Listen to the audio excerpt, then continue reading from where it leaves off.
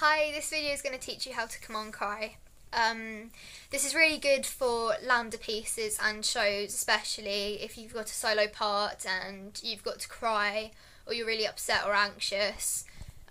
This can also help with the emotional side, it's not just the crying part. So I can cry on command like really easily, and I can stop myself quite quickly as well. And it does mainly depend on whether you're somebody who learns by looking at something, or somebody who learns by listening, or somebody who learns by touching things. Like, I learn more from touching things and doing things, and more from listening as well. But by looking at things, I can change my emotion quickly, because colours can change my mood sometimes. Like if I'm in a completely blue room, I'll feel really, really tired, or if it's like a blue wall or blue carpet, I just want to sleep. So yeah, I don't know whether anybody else feels like that sometimes. So also, if you're in an examination room, it's quite bad as well if the room is blue for me, or if it's a certain colour for somebody else. So because I learn mainly from like doing things, I think about something when I want to command cry, something that I've done that has either upset somebody else, upset me, or something that me and somebody else have done that's been upsetting. So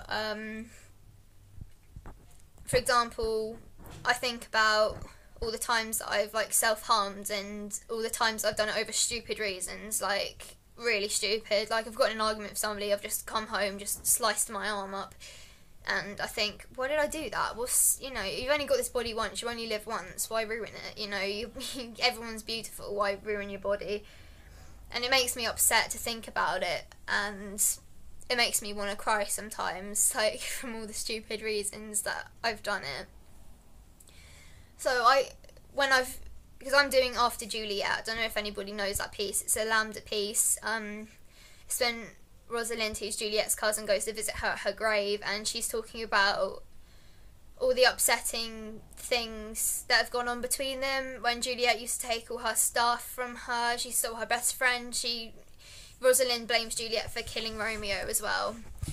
So my piece is quite upsetting, and I've got a flower as a prop, because I think props are really, really good for LAMDA exams, and really good for shows as well. They can be an instant trigger to cry, or an instant trigger to smile, or be angry. So yeah, if you learn by touching things, think about something you've done that's been upsetting. So if you've gone to move a vase, for example, and it was your nan's vase, and your nan passed away, and you accidentally dropped it, and that vase meant a lot to your nan or something, you'd be really like, oh my god, did I seriously just drop? Oh my god. And you'd feel an instant, and you feel like your heart is beating really slow, like just like this, and you'd feel the heavy weight of like shock pulling you down, like the gravitational force. Like you'd want to bend your knees, and you'd want to bend your back, and you'd want to just sit there like this, so you can think about something you've done, and if that triggers you to cry, then think about it a couple of lines before in the dialogue. If you're in a play, if you're doing a dual LAMDA piece, if you're by yourself, think about a couple of lines before the line where you want to command cry. And it can be difficult, because when you've got to learn your lines and you've got to mime everything, if you haven't got like one of my pieces I'm doing for my LAMDA exams on a cliff, I haven't got a cliff. I'm not going to go on a cliff and bring the examiner with me and say, oh, look at this, because you can't do that. It's not normal to do that, and that's not what an examination is like for LAMDA. So because you've got to really imagine. It can be difficult to imagine a few lines before that memory when you're trying to act out as well. So you can think about it before your exam, because you've got to decide which order you want to do your pieces in.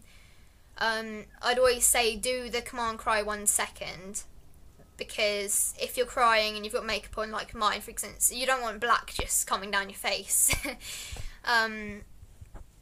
So think about it a couple of lines before if you can. If you can't, teach yourself to look at something that will automatically trigger you to think of that. So teach yourself, if you like on a certain line, you're looking around, and if you're like, oh wow, look at this place. For instance, in the examination room, they've often got loads of chairs against the wall, so you can teach yourself to look in a certain direction and imagine there being a chair there, or put a chair there when you're practicing, and be, look at this amazing place. And then you could start crying on command when you think about that moment. If you're someone who learns by looking at things, to command cry, think about a photograph, because if you learn by looking, that means you take things in by looking as well, so you find it easier to just look at something. So if you're baking a cake, you find it easier to not watch a video on how to do it or listen to how to do it, the instructions. You find it easier to read how to do it. You like to do things yourself.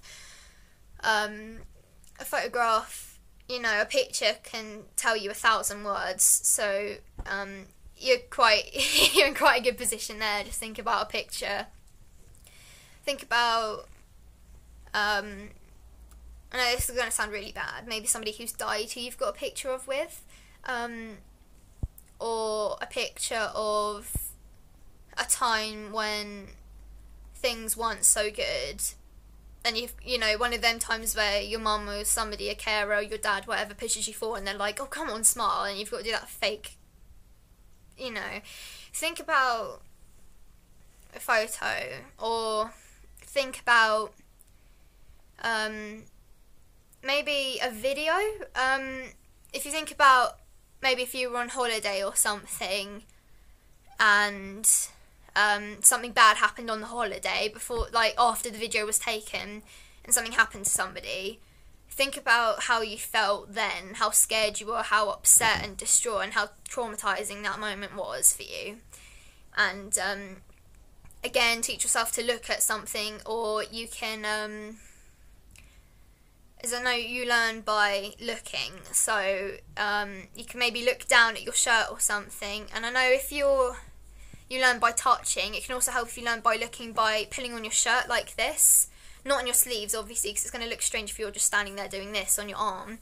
Maybe not your arm facing the examiner unless you're on a diagonal, then try and make it small motions, but do this around your shirt, like feel the fabric, and you can look at your shirt and feel the edge of your shirt. That can trigger maybe something tense has happened, so you can really grab your shirt like really hard, like really tense your fist. Or if you're playing an angry character who then has to command cry, you can, tensing's really good. I know it's for more a doing person, but for looking, if you had a play gun or something in your piece, for tensing an imaginary gun with your hand, like feel, you can see the gun, and you just think, maybe if you went on a paintballing thing with your mum or something, and something happened to your mum or your dad or your carer or somebody who your sister, brother, whatever, like just see it in your head, like really, can you wait a minute? Like really see it in your head, see the images, like just go past you, see it like a movie or a film, just see it going on in your head. Again, try and do that a couple of lines before you want to cry. If you can't, just try and just teach yourself to do a certain thing before you start crying, because it can really help. Like if you just start to command cry, sometimes it can be hard to stop as well, and sometimes you don't know when to start. If you haven't got a starting line or anything to hold or look at, like if you're in a plain white room, it would be really hard to start and really difficult to stop, because you've got nothing to look at or you've got nothing to teach yourself. So props can also help if you're one of them people who learns by looking, because obviously you're going to be really good at learning your lines, like you're just going to know them off by heart, because if you keep reading through them, It's going to help you a lot because you're going to take it in yourself because you like doing things yourself. With a prop, so in my LAMDA piece I've got a rose when I go to visit the grave, and I'm going to tear off a rose petal and let it drop to the floor for dramatic effect, and then I drop the rose by the gravestone. This helps for people who like to learn by doing things as well. You can look at the item you're holding, the prop, whatever you want to call it, and you can think, like, for a rose, like, I was going to have a lily, but we couldn't find any, so just think about that moment when you're walking towards, I don't know, just use my piece for an example first of all. So you're going towards the grave and you've got the flowers in your hand and you're thinking about all the memories you had with that person together. You'd be like, you'd have really watery eyes and you'd be imagining all the times that you've spent with them. You'd start to talk like this. Your breaths would get shorter, some really long. You can see it in your face. You'd like that, and you should start getting, you know, just imagine how you'd feel in that situation. And also because you've got something to hold, by looking at it, seeing yourself tense, like looking at yourself tensing could be a trigger for you, or looking at that prop at that exact moment or an exact word, that is really going to help you. So teach yourself at a certain point to start doing it. Teach yourself at a certain point to stop. If you're good at looking and you can imagine the words in your head, like you can imagine your dialogue in front of you when you're doing your piece, that's excellent. Use that to your advantage, trust me. If you can imagine the words, like you can imagine them in a really, really, really long line, all of them, and it's just like a film and they're going along as you're saying them. Teach yourself to stop at a certain word, because then it'll just stop naturally. So after you've done all of this and you're crying and you can't handle it, it should come to a natural stop. Like that. It will naturally stop. You'll still talk, like, you know, with the emphasis on some letters and some words, and you'll still be like, you know, breathing like that and stuff, but it will slow right down, and you'll only do it, you do it rarely throughout like 2 or 3 lines until you fully stop, so that's quite good. But don't lose the tension. If you're tensing while you're doing it, like say if you are playing, and I think this is more like a listening thing now, for people who can learn to by listening. If you can if you were playing an angry person and you were getting really, really frustrated, and this was a solo piece and you're by yourself on stage, I think being angry is a really good piece to choose. If you can float in and out from neutral to being really ultra pissed off, that you're a very lucky person. If you've got to grab your hair and like tense, like not so it hurts, but or make it look like you're tensing, so maybe like do this but not actually on your hair, like just pushing into your head, so you can really, really feel the tension of that character. It's good if you watch a film on somebody, because there are quite a lot of films where people in scenes, like they could be from neutral and somebody says a word and that's their trigger. That's what I say about the words that trigger you. You think about the lines in front of you and you go, you what? And then maybe they turn around or something and they pick up something, and then it's an instant trigger from hearing that word.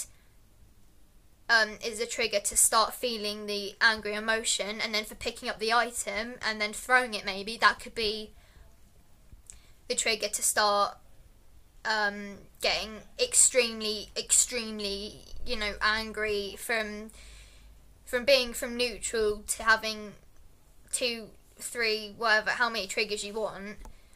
It's good if you build it up. So the start is annoyance from, did they seriously just say that to me? And the second is, okay, now you want me to hit you in a minute if you're going to carry on like that by touching the item or whatever it is, like a, I don't know, a stone for example.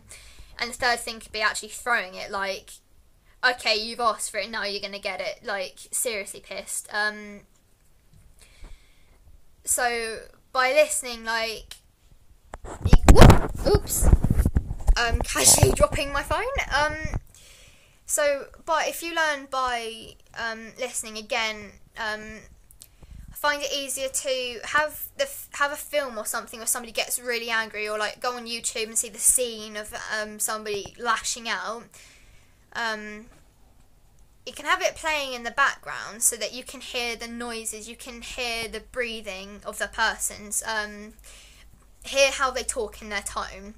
That can really help you to command yourself to do something, and to command cry as well, because if you just listen to it, like, it's like, the what? You want to say it to me again? And it gets louder, and it's like triggers for like crying as well. It's like the realisation of the situation. So from being, if you were angry, for instance, going like, what? It's the same for if you were upset, because you'd be like, wait, what? What? You know, it would start off like that. There's always going to be a build-up of triggers. And that's for listening, touching things, and for seeing as well. Another thing to teach yourself to command cry is, for example, mine is when I hear a song. It reminds me of my dad, because I don't see my dad very often. And if I just, as soon as I think about just the name of that song and who it's by, these tears start rolling. It gets easy. It's not gonna take like 2 days to learn how to do this. It will take a while. You've just got to keep thinking of that thing. First of all, I'd think about whether you do learn by looking, listening, or touching things. So if you wanted to bake a cake, for instance, and you didn't know how, I'd suggest like listening to things, looking at things, and touching things to see which is best for you, how you find easier to do it. Or with anything, really, to be honest. After you know whether you're a touchy, see, or listening person, then start to think of a memory that, like a picture, a video, or something you've done. Then link it to something, or looking at something and thinking, or like linking the bad memory to a chair, or linking a video to a clock or something that you think would be easy to look at in a show or the examination room if you're doing a LAMDA exam, or if you're just practicing a piece like out of the blue. That's something in your room, your school, your workplace, your home.